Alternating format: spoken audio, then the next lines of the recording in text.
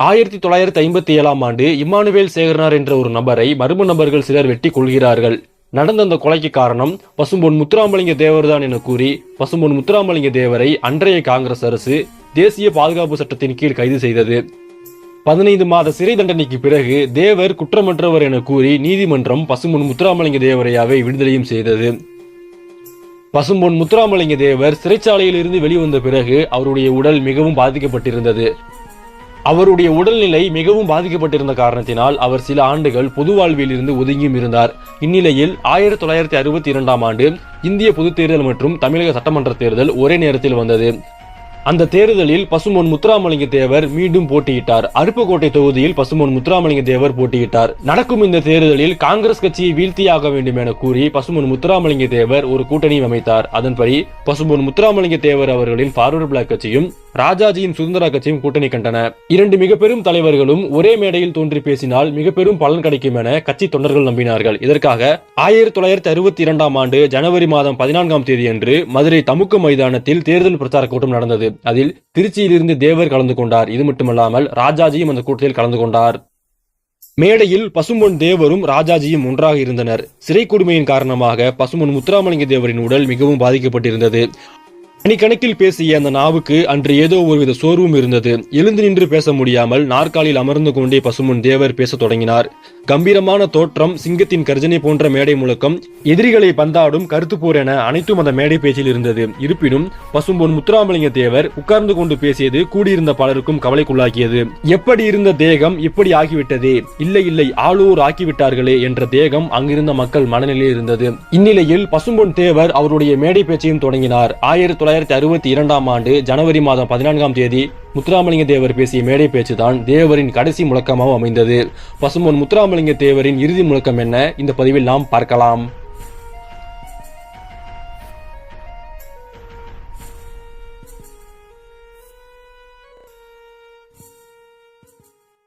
அன்பிற்குரிய மகாஜனங்களே, நீண்ட நாட்கள் ஆகிவிட்டன. அடியேன் மனித தெய்வங்களாகிய உங்களின் ஒருமிப்பு சக்தியின் மத்தியில் நின்று பேசி 1959இல் ஆண்டவனை நம்பி மதித்து இயங்குகின்ற நான் ஆண்டவனின் பிரதிபிம்பங்களாக உங்களை சந்தித்தேன். அன்றும் இதே போல் லட்சமாக கூடினீர்கள், பூரித்தீர்கள், ஆரவாரித்தீர்கள். இன்றும் அதே ஆர்வ பெருக்கோடு நல்ல எதிர்காலத்தை காணும் ஆசையோடு லட்சமாய் கூடியிருக்கிறீர்கள். இம்மாதிரி மனித தெய்வங்களின் ஆர்வத்தையும் அபிலாஷ் அணைகளையும் இயன்றவரை தீர்த்து வைப்பதற்கென்றே என்னை அர்ப்பணித்துக் கொண்டவன் நான். எப்பொழுதுமே எனக்கு மனித தெய்வங்களின் ஆதரவு எந்த நிலையிலும் குவிந்து நிற்கும் என்பதில் நம்பிக்கை இழக்காதவன் நான். அன்று 1959இல் உங்களை சந்தித்த போது நான் நம்மால் உணவு கொடுத்து, உடை கொடுத்து, உறைவிடம் கொடுத்து வளர்க்கப்பட்ட புண்ணியவான்களாலேயே கொலை குற்றம் சாட்டப்பட்டு அதை நீதி ஏற்காமல் விடுவித்து மனித தெய்வங்களின் புனிதமான தொண்டன் என்ற அந்தஸ்தோடு அடியேன் உங்களை சந்தித்தேன். அதன் பிறகு நீண்ட நாள் இடைவெளிக்கு பின் உங்களை நான் மட்டுமல்ல ராஜாஜி அவர்களும் சேர்ந்து சந்திக்கிறோம். இது ஒரு சுப சகுனமாகும். இந்நளவில் எனது சக்தியை கடந்தும் கூட பாடுபட்டு எந்த காங்கிரஸை வளர்த்தேனோ அதே காங்கிரஸ் என் மீது கொலை குற்றம் சாட்டியது. அதை சாபிப்பதற்காக முறைமீறிய செயல்களை எல்லாம் செய்து பார்த்தது.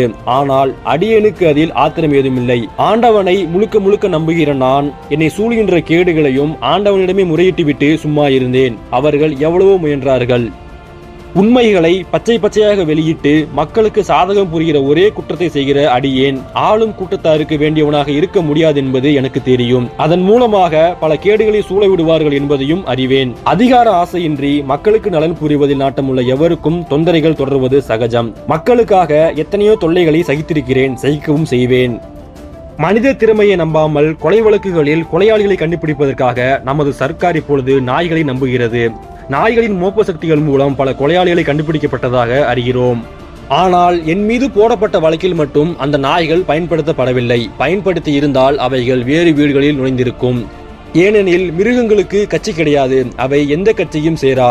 எப்படியோ என்னென்னவோ செய்து பார்த்தார்கள். ஆனால் நீதியிடம் ஒப்படைக்கப்பட்ட அடியேன் அதே நீதியில் குற்றமற்றவனாகி விடுவிக்கப்பட்டேன்.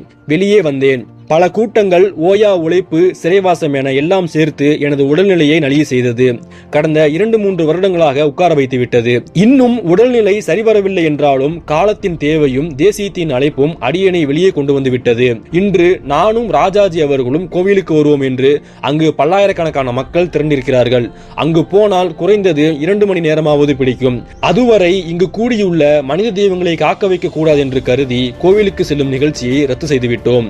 மக்களை தொட்ட கெட்ட காலத்துக்கு விமர்சனம் உண்டா என்ற சந்தேகத்திற்கு மக்களே பதிலளித்துக் கொள்ள வேண்டிய காலம்தான் எதிர்காலம். நானும் ராஜாஜியும் கூட்டு சேர்ந்திருப்பதன் காரணம் சொந்த நோக்கமோ ஆசையோ அல்ல.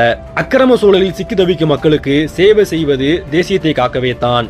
எங்கள் கூட்டுக்கு காங்கிரஸ்காரர்கள் செய்யும் வியாக்கானம் வேறு, ஆனால் உண்மை அதுவல்ல. உண்மைக்கும் காங்கிரஸ்காரர்களுக்கும் பெரும் பகை இருப்பதால் தேசியத்தின் தேவைகள் அவர்களுக்கு தெரியாததால் தெரிந்தவர்கள் சேர்ந்து இயங்குவது அவர்கள் கருத்துக்கு வேறு விதமாய் படுகிறது. அதை பற்றி நமக்கு கவலை ஏதுமில்லை. அவர்கள் பிரச்சாரம் செய்கிற மாதிரி எனக்கோ ராஜாஜிக்கோ எந்த ஆசை இருக்க முடியும் என்பது உங்களுக்கு தெரியும். தேசத்துக்காக ஏதேனும் சொந்த உடைமையிலிருந்து கொடுக்க வேண்டுமே என நினைத்து கொடுத்தவன் தான் அடியேனை அன்றி தேசத்திடமிருந்து செய்த சேவைக்காக ஏதேனும் பலன் பெற்றவன் அல்ல. தேசத்துக்காக எவ்வளவு உடைமைகளை கொடுத்திருக்கிறேன், உழைப்பையும் கொட்டியிருக்கிறேன். அதோடு நமது உழைப்பால் பெற்ற சுதந்திர சர்க்காரில் பதவி வைக்க விரும்புகிறவர்களுக்கு வழிவிட்டுவிட்டு அவர்கள் நல்ல முறையில் ஆட்சி செய்ய வேண்டும் என்று விரும்புகிறவன் நான். பதவியை நான் நினைத்தவனுமல்ல, நினைத்திருந்தால் அது என்னை பொறுத்தவரை மிக மிக எளிது. நீங்களும் அறிவீர்கள். தேசத்திடம் பலனை எதிர்பார்க்கும் கூட்டத்தை சேர்ந்தவன் அல்ல நான். தேசத்திற்கு இயன்றதை கொடுத்து சேவை செய்யும் கூட்டத்தை சேர்ந்தவன் நான். இதில் என்னை எதிரியாக கருதுபவர்கள் கூட மாறுபட முடியாது. எதிரிகள் என்ற எண்ணமும் எனக்கு ஏற்பட்டதில்லை. நான் எவரையும் எதிரியாக கருதுவனும் அல்ல. தேசியத்துக்கு கேடு புரிவர்களை நான் கண்டிப்பேன். அதில் நான் எந்த காலத்திலும் பின்பட மாட்டேன். தவறுகளை கண்டிக்கிற என்னை யாரேனும் எதிரியாக பாவித்தால் அதற்கு நான் பொறுப்பல்ல. தேசத்திற்காக உண்மையை சொல்லி உழைத்து வருவதன் பயனாக சிலர் என்னை எதிரியாக கருதலாம். ஆனால் அந்த எதிர்ப்பை நான் தேசத்துக்கு எதிர்ப்பு என்று கருதுவேன் என்று எனது சொந்த எதிரியாக ஒரு காலம் கருத மாட்டேன். ஏனெனில் பேசுவது, எழுதுவது, சிந்திப்பது, சேவை செய்வது எல்லாமே தேசத்துக்கானதை அன்றி எனக்கானதல்ல. எனக்காக நான் எதையும் செய்து கொள்வதில்லை என்பதில் திட்டவட்டமாகிவிட்ட எனக்கு சொந்த முறையில் யார் எதிரியாக இருக்க முடியும்? முடியவே முடியாது. எனவே என்னை எவரும் அவரவர் விருப்பம் போல் எதிரியாகவோ நண்பனாகவோ கருதி கொள்ளட்டும். ஆனால் நான் எவரையும் எந்த சூழ்நிலையிலும் எதிரியாக கருதவே மாட்டேன். கருதினால் அது தேசம் சம்பந்தப்பட்டதாகத்தான் இருக்கும். இத்தகைய அடியேனும் ராஜாஜியும் சேர்ந்து சேவை செய்ய முன்வந்துள்ளோம் என்றால் அது மக்களுக்காகவே அன்றி எங்களுக்காக இருக்கவா முடியும்? அடியேன் பதவியை விரும்பாதவன் என்பது தீர்ந்த விஷயம். ராஜாஜி அவர்கள் பதவியின் உச்சத்தை வகித்து பார்த்தவர். அப்பதவியை அவர் மேலும் விரும்பி இருந்தால் இன்னும் அவர் பெரும் பதவியிலேயே உல்லாசமாக இருந்திருக்க முடியும். குறிப்பாக பதவியை பொறுத்தவரை அவரும் நானும் இன்று ஒரே விதம்தான். நான் அதை விரும்பாதவன், அவர் அதை அனுபவித்து அழுத்தவர். இனி அவரையோ என்னையோ பதவி புயல் சூழுமா? சூழ்ந்தாலும் அதில் நாங்கள் சிக்குவோமா? நீங்களே பதிலளித்துக் கொள்ளுங்கள். தள்ளாத வயது அவருக்கு. சேவை களத்தில் இறங்கிவிட்டால் இரவு பகல் பாராமல் 24 மணி நேரமும் பட்டினியோடு உழைக்க முடியாத அளவுக்கு பரிசுத்தமான உடலை கொண்ட எனக்கு இப்பொழுது நீண்ட நேரம் நின்று பேசும் சக்தி ஓரளவு குறைந்திருக்கிறது. எங்களுக்கு எங்கள் சுகமே பெரிதென்றால் அவர் இப்படி சுற்றவும் நானும் உடல் நலம் பெறும் முன்பு இங்கு வந்திருக்க மாட்டேன். ஏதோ உழைத்தோம், யாரோ உழைக்கட்டும் என்று அவரும் இருந்திருக்கலாம், நானும் இருந்திருப்பேன். அந்த அளவுக்கு என்னையும் ராஜாஜியையும் கடமை உணர்ச்சியிலிருந்து பிரிய விடவில்லை தேசத்தின் தேவை. ராஜாஜி விரும்பினால் எப்படியோ இருக்கலாம். ஆனால் நாட்டில் ஆட்சியாளர்களால் ஏற்பட்டிருக்கிற அக்கிரமத்தை தாங்க முடியாமல் காங்கிரஸை எதிர்க்க புறப்பட்டிருக்கிறார். வெள்ளத்தோடு வெள்ளமாக போய் சுபம் அனுபவிக்க என்னால் முடிந்தும் நியாயத்திற்காக எதிர்நீச்சல் அடிப்பதால் காங்கிரஸ்காரர்களின் எதிர்ப்பிற்கு நான் ஆளாகியிருக்கிறேன். மக்களுக்கு நல்லது சொல்லி நல்லதை செய்கிற எவரும் காங்கிரஸ்காரர்களுக்கு நல்லவர்களாக இருக்க முடியாது. ஒரு நல்லவன் செல்வாக்கோடு இருந்தால் அவனுக்கு பல கேடுகளை சூழ விடுவார்கள். பொய் பிரச்சாரம் செய்கிறார்கள். எனக்கு வகுப்புவாதி என்று பெயரிட்டு பார்த்தார்கள். நான் எல்லோருக்கும் பொதுவான தேசியவாதியாக இல்லாமல் வெறும் வகுப்புவாதியாக மட்டும் இருந்திருந்தால் நான் தேர்தலில் ஜெயித்திருக்கவே முடியாது. ஏனெனில் என் தொகுதியில் 18,000 பேர் மட்டும்தான் என் வகுப்பினர். ஆனால் நான் 2 லட்சம் ஓட்டுகளுக்கு மேல் ஒரு தடவையும் வாங்குவேன். எனக்கு இதர வகுப்பினர், நாத்திகர் உட்பட அனைவரும் ஓட்டு போடுகிறார்கள். சென்ற தடவை நான் சட்டசபைக்கும் பார்லிமெண்ட்டுக்கும் போட்டியிட்டேன். இந்தியாவிலேயே மிகப்பெரிய தொகுதி இதுதான். அப்பொழுது காங்கிரஸ்காரர்களே மந்திரிகள் உள்பட தேவருக்கு ஒரு ஓட்டும் தமக்கு ஒரு ஓட்டும் போடும்படி பகிரமாக சொல்லி கேட்டார்கள். 18,000 ஓட்டுகளை மட்டும் கொண்ட என் வகுப்பினர் வாழும் தொகுதியில் சில லட்சம் ஓட்டுகளை வாங்குகிற நான் வகுப்புவாதியாக எப்படி இருக்க முடியும் என்பது மக்களுக்கு தெரியும்.